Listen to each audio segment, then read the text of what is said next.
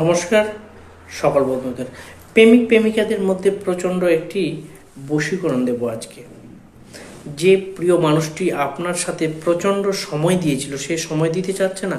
আপনার প্রিয় মানুষ এখন আপনাকে ভুলে গিয়ে প্রচণ্ড কষ্ট দিচ্ছে। যে কষ্টে আপনি রয়েছেন, সেম কষ্ট তাকে ফিরিয়ে দিন। আমি বলছি আজকের এই প্রোগ্রামটি সম্পূর্ণ দেখুন এবং একটি জয় মা কালী বলে কমেন্ট করবেন, মায়ের আশীর্বাদ আপনার উপর বর্ষিত হওয়ার জন্য। তো প্রথমে বলবো, আপনি সোমবারের দিন, যে কোনো সোমবারের দিন ব্রহ্ম মুহূর্তে আপনি এই ক্রিয়াটি করুন। ব্রহ্ম মুহূর্তে মানে সকাল, সূর্য না ওঠার আগেই যে কোনো শ্বেত আপামার গাছের একটি শিকড় জাগিয়ে নেবেন। জাগো গাছ জাগো, যে কাজে লাগাই সে কাজে লাগো।